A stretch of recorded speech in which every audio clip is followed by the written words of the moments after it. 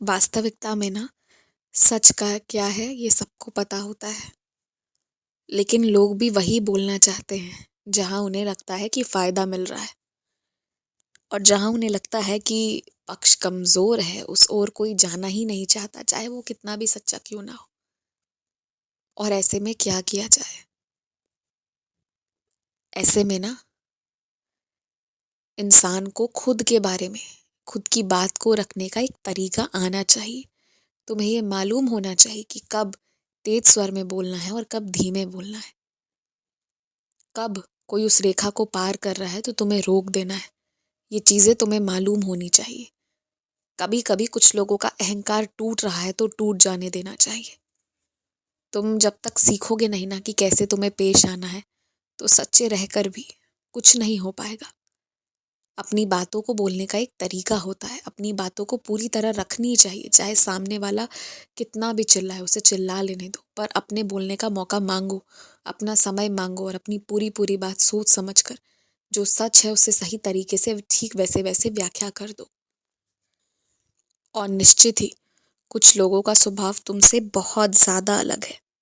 उनके साथ तुम्हारा कभी बन नहीं सकता, क्योंकि उनके संस्कार में बहुत फर्क है, बहुत ज्यादा। वो अपने धर्म, अपने रिवाजों का सम्मान नहीं करते। वो तो बस इस फिराक में रहते हैं कि कब उन्हें मौका मिले और वो चुपके से उन नियम कानून, उन बंधनों को तोड़े जिसमें उन्हें रखा गया है। पर वो बंधन जिसमें उन्हें रखा गया था वो उनके संस्कार के लिए, उनकी अच्छाई के लिए रखा गया था। अफसोस उन्होंने उस चीज पर कभी ध्यान नहीं दी। जबकि तुम वैसे हो ही नहीं, तो तुम अलग हो। जब तुम अलग हो तो फिर तुम्हारी उस तरह के लोगों के साथ नहीं बन पाएगी। तुम्हारी ना अच्छे लोगों के साथ ही बन पाएगी। तो इसलिए अन्यथा सबसे मित्रता बढ़ाने की जरूरत भी नहीं है।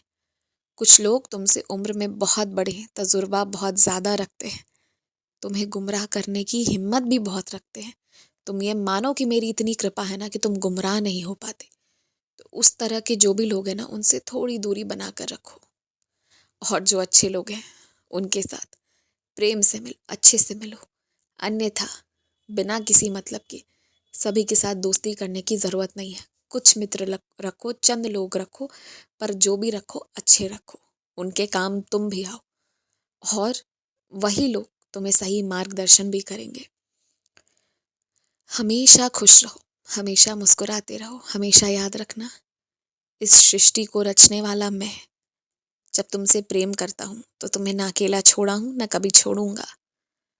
तुम्हारी व्यस्तता का फायदा कोई नहीं उठाएगा सिवाय तुम्हारे। तुम व्यस्त हो, जिस काम के पीछे लगे हुए हो वो काम तुम्हारा हो जाएगा। खुश रहना, शिरडी आना फिर।